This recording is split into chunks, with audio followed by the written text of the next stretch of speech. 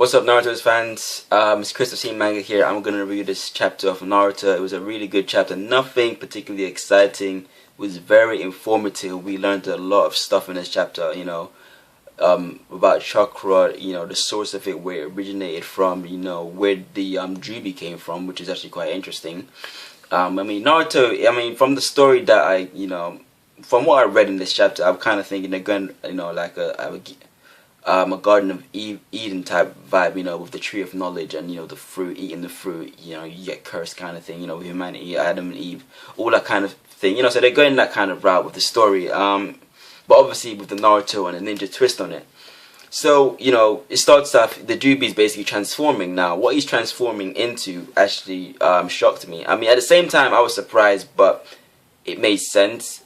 I wasn't particularly happy with his final form because it's just a giant tree plant thing, but there have been hints and signs that he's an organic type creature, where in the sense that he's very plant based. Can't even say that word, plant based, where he sprouts flowers, he has like these weird vine things coming out of him. Not to mention that when he was to get a Mazu statue, it was topped with this giant flower, lotus flower thing, and the whole creating the Zetsu thing, who are literally living plants. So he's always had this plant vibe about him, and I'm guessing in some way it seems appropriate that his final form would be a plant. Not super psyched about it, but in the context of the story, it makes sense. I'm guessing Avakishi trying to speed things up a little bit right now. Anyway, so he turns into this giant plant. It's going really high. It's growing quite rapidly, and it's actually really massive. And then the roots now are literally hunting down the members of the Ninja Alliance. Reason being, it's actually absorbing their chakra, and obviously they're targeting people with a lot of chakra. For instance, like more roots are going off the Killer Bee, because he obviously is a Jinchuriki, so he has a massive amount of chakra, which makes sense.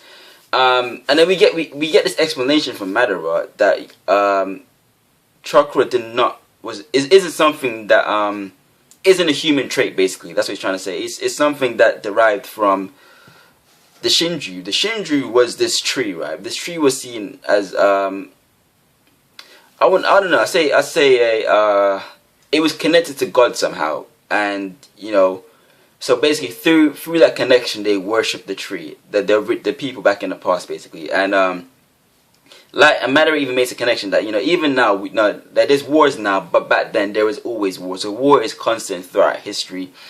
Quite similar to the real world as well. War is constant. It changes based on situations, but there's always war at some point or another.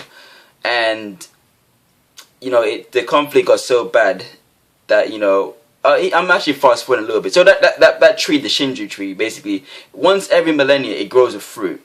Now that fruit is usually it's forbidden. Like no one should ever eat that fruit, because a fruit would give someone the power of God, which is obviously not allowed. But anyway, this princess grew tired of all the war and fighting, so she actually ate the fruit in order to gain power, to try and stop all wars. And she achieved this. She gained extraordinary power. She was the first human to actually acquire chakra, right? So with that she actually stopped the war, and then maybe she brought about some peace. Now then she had a son. The son was up, and the son, this actually it was actually quite cool to find this out.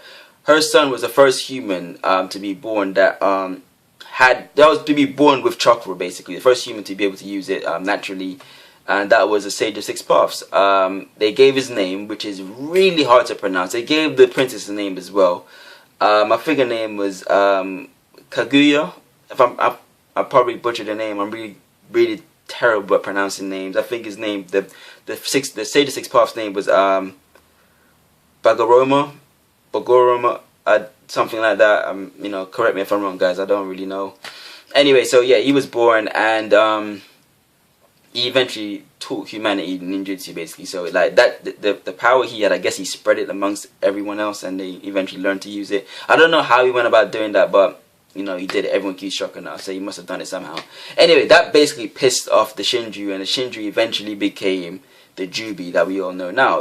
That crazy demon that So it gave a purpose to the Jubi. The Jubi I mean, before this was just this, you know, monster that really didn't have a purpose. It was just there to destroy humanity or, you know, cause havoc. Now it has a purpose. You know, humans stole its power. Now it wants it back. That makes sense. It's Jubi's a purpose now, which is cool.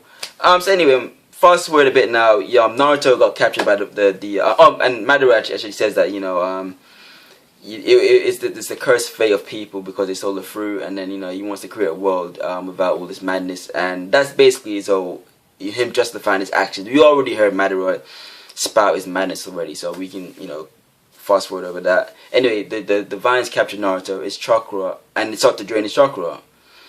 Now this actually surprised me because I kind of forgot about him, but at the same time I thought he was dead, so I just kind of, you know, ignored it. But the third Hokage shows up. This surprised me because this guy's been missing for how many chapters now? He got attacked once by Obito, and then we never seen him again. He gave the excuse that, oh, I've never really been punctual. I mean, have you been regenerating all this time? Like, really, what's good? Anyway, so he saves Naruto, and they him and the fourth and the second, they both teleport back to where Sasuke and Jugo is. Side note, finally we get some water jutsu. We actually see the second Hokage use a water style jutsu. It's the same thing that Toad used against pain. Basically, it's like a really thin stream of water that can cut through anything. So he was cutting all the vines. That's right. I keep saying vines when they're actually roots. Yeah, he cut all the roots to free Naruto and the third and tried to free Naruto and help him out. So yeah, they're back with Sasuke and the rest of the group now. And then Naruto's actually looking at the battlefield. Everyone's pretty much drained of their chakra or injured.